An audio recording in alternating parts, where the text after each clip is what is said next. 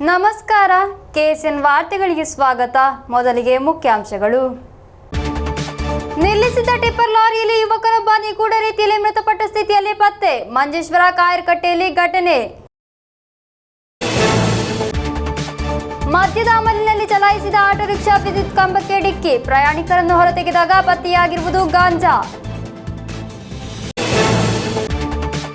351 ವರ್ಷಗಳ ಕಾಯುವಿಕೆಗೆ ವಿರಾಮ. ಪೆರುಂಗಳಿಯಾಟ ಉತ್ಸವದ ಸಿದ್ಧತೆಯಲ್ಲಿ ಆದೂರು.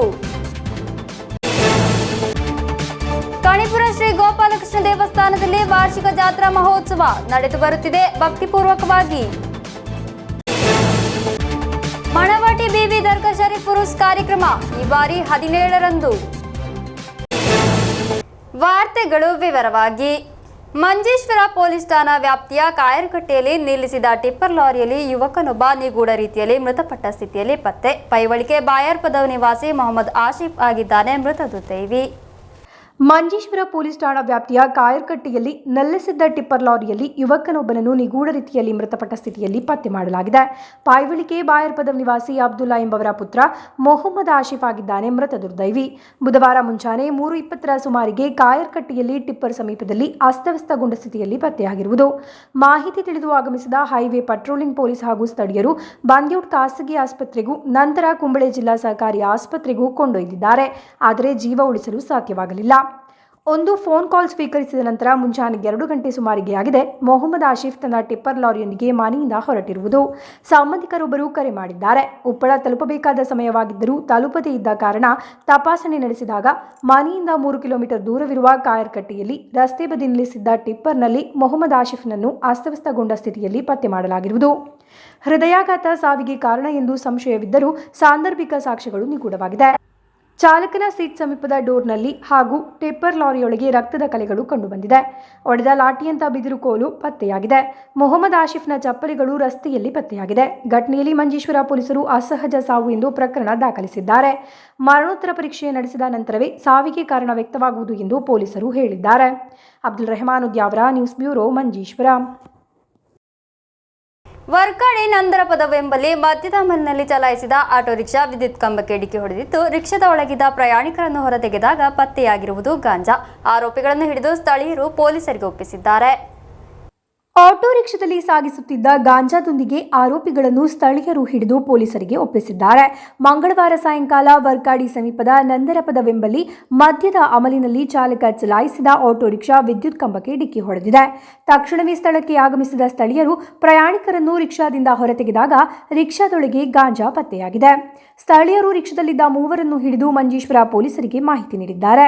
ಮಂಜೇಶ್ವರ ಎಸ್ಐ ರತೀಶ್ ಗೋಪಿ ನೇತೃತ್ವದ ತಂಡ ಸ್ಥಳಕ್ಕೆ ಆಗಮಿಸಿ ಆರೋಪಿಗಳಾದ ಮಂಗಳೂರು ಮಂಜನಾಡಿ ನಿವಾಸಿ ಜಾಫರ್ ಸದ್ದಿಕ್, ಉಳ್ಳಾಲ ನಿವಾಸಿ ಮೊಹಮ್ಮದ್ ಸಿರಾಜುದ್ದೀನ್, ಬೆಂಗರೆ ನಿವಾಸಿ ಮೊಹಮ್ಮದ್ ನಿಯಾಸ್ ಎಂಬಿವರನ್ನು ಬಂಧಿಸಿದ್ದಾರೆ.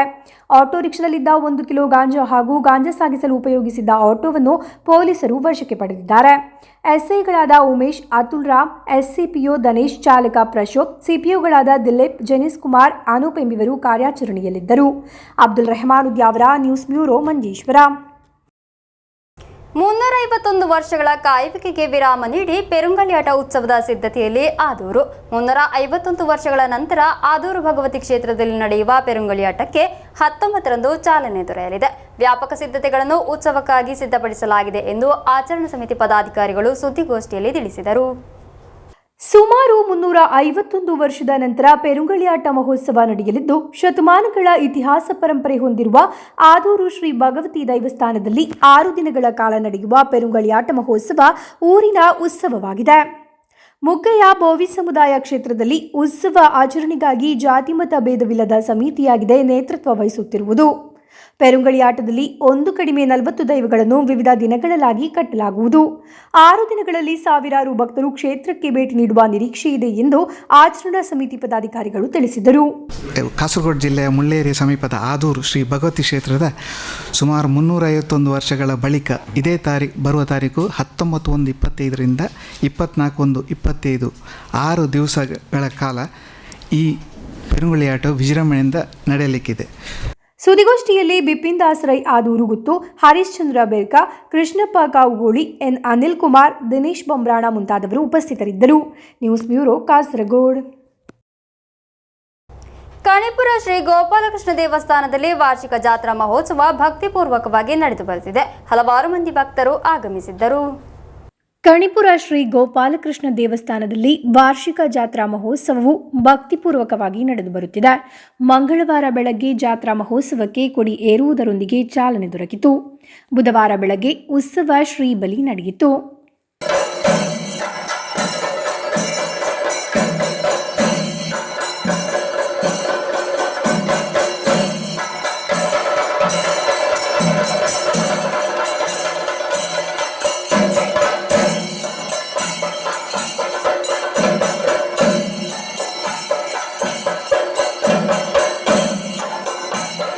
ಹಲವಾರು ಮಂದಿ ಭಕ್ತರು ಆಗಮಿಸಿದ್ದರು. ವಿವಿಧ ದಿನಗಳಲ್ಲಾಗಿ ವಿವಿಧ ಕಾರ್ಯಕ್ರಮಗಳು ನಡೆಯಲಿದ್ದು 18ರಂದು ಜಾತ್ರಾ ಮಹೋತ್ಸವ ಸಮಾಪನಗೊಳ್ಳಲಿದೆ. News bureau, Kasaragod. ಪೊಯ್ಯತಬೈಲ್ ಜುಮಾ ಮಸೀದಿ ಹಾಗೂ ಮನವಾಟಿ ಬಿವಿ ದರ್ಗಾ ಶರೀಫ್ನಲ್ಲಿ 2 ವರ್ಷಗಳಿಗೊಮ್ಮೆ ಮನವಾಟಿ ಬಿವಿ ದರ್ಗಾ ಶರೀಫ್ ಉರುಸ್ ಕಾರ್ಯಕ್ರಮವನ್ನು ಶ್ರದ್ಧಾ ಭಕ್ತಿಯಿಂದ ಆಚರಿಸಲಾಗುತ್ತದೆ. ಈ ಬಾರಿಯ ಉರುಸ್ 17ರಂದು ನಡೆಯಲಿದೆ ಎಂದು ಪದಾಧಿಕಾರಿಗಳು ಸುದ್ದಿಗೋಷ್ಠಿಯಲ್ಲಿ ತಿಳಿಸಿದರು. ಪೊಯ್ಯತ್ತಬೈಲು ಜುಮಾ ಮಸೀದಿ ಹಾಗೂ ಮಣವಾಟಿ ಬಿವಿ ದರ್ಗಾ ಶರೀಫ್ನಲ್ಲಿ 2 ವರ್ಷಗಳಿಗೊಮ್ಮೆ ಮಣವಾಟಿ ಬಿವಿ ದರ್ಗಾ ಶರೀಫ್ ಉರುಸ್ ಕಾರ್ಯಕ್ರಮವನ್ನು ಅದ್ದೂರಿಯಾಗಿ ಆಚರಿಸಲಾಗುತ್ತದೆ. ಈ ಬಾರಿಯ ಉರುಸ್ ಜನವರಿ 17ರಿಂದ ಫೆಬ್ರವರಿ 2ರವರೆಗೆ ನಡೆಯಲಿರುವುದು. ಸೈಯದ್ ಅತ್ತಾವುಲ್ಲಾ ತಂಗಳ್ ಎಮ್ಮೆ ಉದ್ಯಾವರ ಧ್ವಜಾರೋಹಣ ನೆರವೇರಿಸುವರು. ವಿವಿಧ ದಿನಗಳಲ್ಲಾಗಿ ಮತ ಪ್ರವಚನ, ಮಹಲ್ ಸಂಗಮ, ಮಜ್ಲಿಸ್ ಮುಂತಾದ ಕಾರ್ಯಕ್ರಮಗಳು ನಡೆಯಲಿವೆ ಎಂದು ಪದಾಧಿಕಾರಿಗಳು ತಿಳಿಸಿದರು. ഈ പരിപാടിയുടെ ഉദ്ഘാടന കർമ്മം 17-ാം തീയതി ജനുവരി 17 വെള്ളിയാഴ്ച ജുമാ നിസ്കാരത്തിന് ശേഷം പൊയ്യത്തബൈൽ ദർഗ മണവാട്ടി ബീവി ദർഗ ഷരീഫ് സിയാറത്തിന് ബഹുമാനപ്പെട്ട പൊയ്യത്തബൈൽ മുദരിസ് അബ്ദുൽ മജീദ് ഫൈസി ഉസ്താദ് അവர்கள் നേതൃത്വം നൽകും. തുടർന്ന് മഞ്ചേശ്വരം സംയുക്ത ജമാഅത്തിൻ്റെ പ്രസിഡന്റ് സയ്യിദ് അത്താവുല്ല തങ്ങൾ ഉദ്യാപനം പതാക ഉയർത്തിക്കൊണ്ട് ഔപചാരികമായ തുടക്കം കുറിക്കുകയാണ്. അതേ ദിവസം ജനുവരി 17 മഗ്‌രിബ് നിസ്കാരാനന്തരം നടക്കുന്ന മതപ്രഭാഷണ ഉദ്ഘാടന പരമ്പര സമസ്ത കേന്ദ്ര മുഷാവറ ഉപാധ്യക്ഷൻ സയ്യിദ് കെ സാറ്റക്കോയ തങ്ങൾ കൊമ്പോൾ പരിപാടി ഉദ്ഘാടനം നിർവഹിക്കും.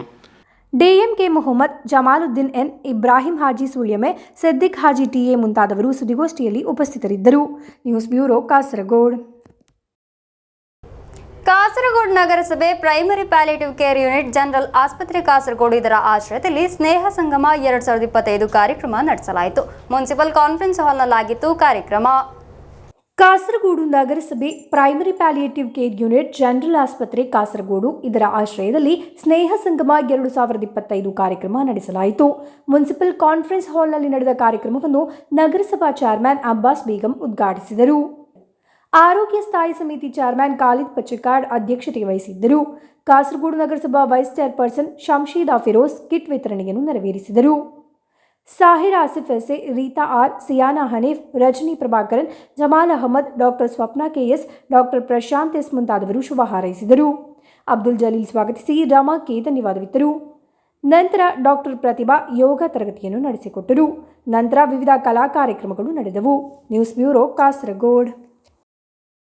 NH66 ಜನಪರ ಹೋರಾಟ ಸಮಿತಿ ಚೇರುಂಬ ಇದರ ನೇತೃತ್ವದಲ್ಲಿ ಕಲೆಕ್ಟರೇಟ್ನ ಮುಂಭಾಗದಲ್ಲಿ ನಡೆದ ಉಪವಾಸ ಸತ್ಯಾಗ್ರಹ ಸಮಾಪನಗೊಂಡಿತು. ನಗರಸಭಾ ಚೇರ್ಮನ್ ಅಬ್ಬಾಸ್ ಬೇಗಂ ಉದ್ಘಾಟಿಸಿದರು. NH66 ಜನಪರ ಹೋರಾಟ ಸಮಿತಿ ಚೇರುಂಬ ಇದರ ನೇತೃತ್ವದಲ್ಲಿ ಕಲೆಕ್ಟರೇಟ್ನ ಮುಂಭಾಗದಲ್ಲಿ ನಡೆದ ಉಪವಾಸ ಹೋರಾಟ ಸಮಾಪನಗೊಂಡಿತು. മുനിസിപ്പൽ ചെയർമാൻ അബ്ബാസ് ബേഗം സമാപന കാര്യക്രമವನ್ನು ഉദ്ഘാടിಸಿದರು. അതിനുശേഷം ഒരുപാട് സ്ഥലത്ത് നാടിൻ്റെ ജനങ്ങളുടെ ആവശ്യപ്രകാരം പല മേഖലകളിലും മാറ്റങ്ങൾ ഉണ്ടാക്കിക്കൊണ്ട് അവിടുത്തെ ജനങ്ങളെ സഹായിക്കുവാൻ വേണ്ടി അവർ മുമ്പോട്ട് വന്നിട്ടുണ്ട്. പക്ഷേ ചില സ്ഥലങ്ങളിൽ ഇപ്പോഴും വലിയ ബുദ്ധിമുട്ടുകളും പ്രയാസങ്ങളും ഇവിടെ ഉണ്ടാക്കിക്കൊണ്ടിരിക്കുകയാണ്. അപ്പം നാടിൻ്റെ വികസനത്തിന് ആരും എതിരല്ല. നാടിൻ്റെ വികസനം എല്ലാവരും വേണമെന്ന് പറയുന്ന കൂട്ടത്തിൽ തന്നെയാണ് ഇവിടെ ഈ നിരാഹാരത്തിലിരിക്കുന്ന ആളുകളൊക്കെ ഉള്ളത്. പക്ഷേ അത് നല്ല രീതിയിലായിരിക്കും എന്നുള്ള രീതിയിൽ ചിന്തിച്ചുകൊണ്ട് പ്രവർത്തിക്കുന്ന ಸಮರಸಮಿತಿ ಸಂಚಾಲಕ KM ಬಶೀರ್, ಊರು ಮೂಪನ್ ರಾಜನ್ ಎಂಬಿವರಾಗಿದ್ದಾರೆ ಉಪವಾಸ ಹೋರಾಟ ನಡೆಸಿರುವುದು. News bureau, Kasaragod. ವಿವಿಧ ಬೇಡಿಕೆಗಳನ್ನು ಮುಂದಿಟ್ಟುಕೊಂಡು ಸಹಕಾರಿ ಜನಾಧಿಪತ್ಯ ವೇದಿ ವತಿಯಿಂದ ಜಾಯಿಂಟ್ ರಿಜಿಸ್ಟ್ರಾರ್ ಕಚೇರಿ ಮುಂದೆ ಧರಣಿ ನಡೆಸಲಾಯಿತು. ಕೆಪಿಸಿಸಿ ಪ್ರಧಾನ ಕಾರ್ಯದರ್ಶಿ ಅಡ್ವೊಕೇಟ್ ಸೋನಿ ಸೆಬಾಸ್ಟಿಯನ್ ಉದ್ಘಾಟಿಸಿದರು. ವಿವಿಧ ಬೇಡಿಕೆಗಳನ್ನು ಮುಂದಿಟ್ಟುಕೊಂಡು ಸಹಕರಣಾ ಜನಾಧಿಪತ್ಯ ವೇದಿ ವತಿಯಿಂದ ಜಾಯಿಂಟ್ ರಿಜಿಸ್ಟ್ರಾರ್ ಕಚೇರಿ ಮುಂದೆ ಧರಣಿ ನಡೆಸಲಾಯಿತು. ಕೆಪಿಸಿಸಿ ಪ್ರಧಾನ ಕಾರ್ಯದರ್ಶಿ ಅಡ್ವೊಕೇಟ್ ಸೋನಿ ಸೆಬಾಸ್ಟಿಯನ್ ಉದ್ಘಾಟಿಸಿದರು. കേരള ഗവൺമെന്റ് ആരോടും ആലോചിക്കാതെ കേരള ബാങ്കിന് രൂപം കൊടുത്തു. കേരള ബാങ്കിന് രൂപം കൊടുത്ത് അവസാനം ഇപ്പോൾ കേരള ബാങ്ക് റിസർവ് ബാങ്കിന്റെ പൂർണ്ണ നിയന്ത്രണത്തിലുള്ള സ്ഥാപനമായി മാറിയിരിക്കുന്നു. റിസർവ് ബാങ്ക് എന്ന് പറഞ്ഞാൽ നമുക്ക് എല്ലാവർക്കും അറിയാം, പഴയ റിസർവ് ബാങ്ക് അല്ല. നമ്മുടെ യശസ്വരീയനായ മുൻ പ്രധാനമന്ത്രി ഡോക്ടർ മൻമോഹൻ സിംഗ് ഗവർണറായിരുന്ന റിസർവ് ബാങ്ക് അല്ല ഇപ്പോഴത്തെ റിസർവ് ബാങ്ക്. ഇപ്പോഴത്തെ റിസർവ് ബാങ്കിന്റെ അധ്യക്ഷന്മാരോട് ഇരിക്കാൻ പറഞ്ഞാൽ കിടക്കുന്ന ആളുകളാണ് കേന്ദ്രത്തിലെ റിസർവ് ബാങ്കിന്റെ ഉദ്യോഗസ്ഥന്മാരും ഗവർണർ അടക്കമുള്ള ആളുകളും. കേന്ദ്ര ധനകാര്യ മന്ത്രാലയത്തിൽ നിന്ന് ആരോടെങ്കിലും വിളിച്ചു പറഞ്ഞാൽ അവർ പറയുന്നതിന് കമാന്നൊരു എതിരക്ഷരം പറയാതെ അവർ പറയുന്നതിന്റെ അടിയിലെല്ലാം ഒപ്പിട്ട് കൊടുക്കുന്ന റിസർവ് ബാങ്കിന്റെ ആളുകൾ ആ റിസർവ് ബാങ്കിന്റെ വെറുമൊരു ഏജൻസിയായി, റിസർവ് ബാങ്കിന്റെ വെറുമൊരു ബാങ്കായി കേരള ബാങ്ക് അധപ്പതിച്ചിരിക്കുന്നു. ಜಿಲ್ಲಾ ಚೇರ್ಮನ್ ಕೆ ನೀಲಕಂಠನ್ ಅಧ್ಯಕ್ಷತೆ ವಹಿಸಿದ್ದರು. ಡಿಸಿಸಿ ಅಧ್ಯಕ್ಷ ಪಿಕೆ ಫೈಜಲ್, ಮಾಜಿ ಡಿಸಿಸಿ ಅಧ್ಯಕ್ಷ ಹಕೀಂ ಕುನ್ನಲ್, ಯುಡಿಎಫ್ ಜಿಲ್ಲಾ ಸಂಚಾಲಕ A Govindan Nair, K Shashi, PK Vinod Kumar, Koppala Prabhakaran, A Prakash Rao ಮುಂತಾದವರು ಮಾತನಾಡಿದರು. News bureau, Kasaragod. ಕುಂಬಳ ಮಕಾಂ ಉರುಸು 16ರಿಂದ 26ರವರೆಗೆ ವಿವಿಧ ಕಾರ್ಯಕ್ರಮಗಳೊಂದಿಗೆ ನಡೆಯಲಿದೆ. ಸಿದ್ಧತೆಗಳು ಪೂರ್ಣಗೊಂಡಿವೆಂದು ಪದಾಧಿಕಾರಿಗಳು ಸುದ್ದಿಗೋಷ್ಠಿಯಲ್ಲಿ ತಿಳಿಸಿದರು. ಕುಂಬೋಳ್ ಮಕಾಂ ಉರುಸ್ 16ರಿಂದ 26ರವರೆಗೆ ನಡೆಯಲಿರುವುದು. ಗುರುವಾರ ಬೆಳಗ್ಗೆ ಮಕಾಂ ಸಿಯಾರತ್ನ ನಂತರ ಉರುಸ್ ಸಮಿತಿ ಚೇರ್ಮನ್ ಎಂ ಅಬ್ಬಾಸ್ ಧ್ವಜಾರೋಹಣ ಮಾಡುವ ಮೂಲಕ ಉರುಸ್ ಆರಂಭವಾಗಲಿದೆ. ರಾತ್ರಿ ಪಾಣಕಾಡ್ ಸಯ್ಯದ್ ಅಬ್ಬಾಸ್ ಅಲಿ ಶಿಹಾಬ್ ತಂಗಳ್ ಉದ್ಘಾಟಿಸಲಿದ್ದಾರೆ. ವಿವಿಧ ದಿನಗಳಾಗಿ ವಿವಿಧ ಕಾರ್ಯಕ್ರಮಗಳು ನಡೆಯಲಿದೆ ಎಂದು ಪದಾಧಿಕಾರಿಗಳು ತಿಳಿಸಿದರು. ಸುದ್ದಿಗೋಷ್ಠಿಯಲ್ಲಿ ಜಮಾತ್ ಅಧ್ಯಕ್ಷ ಪಿಕೆ ಮುಸ್ತಾಫಾ ಹಾಜಿ, ಪ್ರಧಾನ ಕಾರ್ಯದರ್ಶಿ ಎ ಮೊಹಮ್ಮದ್ ಕುಂಜಿ, ಖಜಾಂಚಿ ಹುಸೇನ್ ದರ್ವೇಶ್, ಉರುಸ್ ಸಮಿತಿ ಚೇರ್ಮನ್ ಎಂ ಅಬ್ಬಾಸ್, ಪ್ರಧಾನ ಸಂಚಾಲಕ ಕೆಪಿ ಶಾಹುಲ್ ಹಮೀದ್, ಖಜಾಂಚಿ ಮೊಹಮ್ಮದ್ ಹಾಜಿ ಕೋರಿಕಂಡಂ, ಬಿಎ ರೆಹಮಾನ್ ಆರಿಕಾಡಿ, ಅಶ್ರಫ್ ಸಾದಿ, ಎಕೆ ಆರಿಫ್ ಉಪಸ್ಥಿತರಿದ್ದರು. News bureau, Kasaragod. Beta production banner ಅಡಿಯಲ್ಲಿ ತಯಾರಾಗಿರುವ ಸಿಲಿಕಾನ್ ಸಿಟಿ ಕಿರುಚಿತ್ರದ ಅಂತಿಮ ಚಿತ್ರೀಕರಣ ಪೂರ್ಣಗೊಂಡಿದ್ದು ಶೀಘ್ರದಲ್ಲೇ ಬಿಡುಗಡೆಗೊಳ್ಳಲಿದೆ. ತುಕಾರಾಂ ಬಾಯರ್ ನಿರ್ದೇಶನದಲ್ಲಿ ಈ ಕಿರುಚಿತ್ರ ಮೂಡಿಬಂದಿದ್ದು ಕಾಸರಗೋಡಿನ ಅನೇಕ ಸ್ಥಳಗಳಲ್ಲಿ ಚಿತ್ರೀಕರಿಸಲಾಗಿದೆ. ಸಿಲಿಕಾನ್ ಸಿಟಿ ಕನ್ನಡ ಕಿರುಚಿತ್ರದ ಅಂತಿಮ ಚಿತ್ರೀಕರಣ ಮಣಿಪಾಲದಲ್ಲಿ ನಡೆಯಿತು. ತುಕಾರಾಮ ಬಾಯರ್ ನಿರ್ದೇಶನದಲ್ಲಿ ಬೀಟಾ ಪ್ರೊಡಕ್ಷನ್ ಬ್ಯಾನರ್ನ ಅಡಿಯಲ್ಲಿ ತಯಾರಾದ ಫ್ಯಾಮಿಲಿ ಎಂಟರ್ಟೈನ್ಮೆಂಟ್ ಚಿತ್ರ ಇದಾಗಿದ್ದು, ಕಾಸರಗೋಡಿನ ಸುಂದರ ಸ್ಥಳಗಳಲ್ಲಿ ಚಿತ್ರೀಕರಿಸಿದ ಚಿತ್ರ ಹಾಗೂ ಕಾಸರಗೋಡಿನ ಯುವ ಕಲಾವಿದರು ಅಭಿನಯಿಸಿದ ಚಿತ್ರ ಎನ್ನುವುದು ವಿಶೇಷ.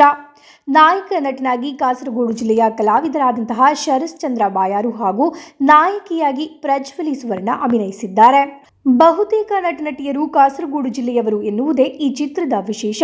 ಕಾಸರಗೋಡು ಜಿಲ್ಲೆಯ ಸುಂದರ ತಾಣವಾದ ಪೊಸಡಿಗುಂಪೆಯ ಸೊಗಸನ್ನು ಸೆರೆ ಹಿಡಿದ ಚಿತ್ರ ಹಾಗೂ ಇನ್ನೂ ಹಲವಾರು ವಿಶೇಷತೆಗಳನ್ನು ಒಳಗೊಂಡ ಚಿತ್ರ ಇದಾಗಿದ್ದು, ಪ್ರಸ್ತುತ ಡಬ್ಬಿಂಗ್ನ ಕಾರ್ಯ ನಡೆಯುತ್ತಲಿದ್ದು ಅತಿ ಶೀಘ್ರದಲ್ಲಿ ಚಿತ್ರ ತೆರೆಗೆ ಬರಲಿದೆ. News bureau, Kasaragod. ಕೊನೆಯಲ್ಲಿ ಮತ್ತೊಮ್ಮೆ ಮುಖ್ಯಾಂಶಗಳು. ನಿಲ್ಲಿಸಿದ್ದ ಟಿಪ್ಪರ್ ಲಾರಿಯಲ್ಲಿ ಯುವಕನೊಬ್ಬ ನಿಗೂಢ ರೀತಿಯಲ್ಲಿ ಮೃತಪಟ್ಟ ಸ್ಥಿತಿಯಲ್ಲಿ ಪತ್ತೆ. ಮಂಜೇಶ್ವರ ಕಾಯರ್ಕಟ್ಟೆಯಲ್ಲಿ ಘಟನೆ. ಮದ್ಯದ ಅಮಲಿನಲ್ಲಿ ಚಲಾಯಿಸಿದ ಆಟೋ ರಿಕ್ಷಾ ವಿದ್ಯುತ್ ಕಂಬಕ್ಕೆ ಡಿಕ್ಕಿ. ಪ್ರಯಾಣಿಕರನ್ನು ಹೊರತೆಗೆದಾಗ ಪತ್ತೆಯಾಗಿರುವುದು ಗಾಂಜಾ. 351 ವರ್ಷಗಳ ಕಾಯುವಿಕೆಗೆ ವಿರಾಮ. ಪೆರುಂಗಳಿಯಾಟ ಉತ್ಸವದ ಸಿದ್ಧತೆಯಲ್ಲಿ ಆದೂರು. ಕಣಿಪುರ ಶ್ರೀ ಗೋಪಾಲಕೃಷ್ಣ ದೇವಸ್ಥಾನದಲ್ಲಿ ವಾರ್ಷಿಕ ಜಾತ್ರಾ ಮಹೋತ್ಸವ ನಡೆದು ಬರುತ್ತಿದೆ ಭಕ್ತಿಪೂರ್ವಕವಾಗಿ. ಮಣವಾಟಿ ಬಿವಿ ದರ್ಗಾ ಶರೀಫ್ ಉರುಸ್ ಕಾರ್ಯಕ್ರಮ ಈ ಬಾರಿ 17ರಂದು. ಇಂದಿನ ವಾರ್ತಾ ಸಂಚಿಕೆಗೆ ಮುಕ್ತಾಯವಾಯಿತು. ಮುಂದಿನ ವಾರ್ತಾ ಸಂಚಿಕೆಯೊಂದಿಗೆ ಭೇಟಿಯಾಗೋಣ. ವಂದನೆಗಳು.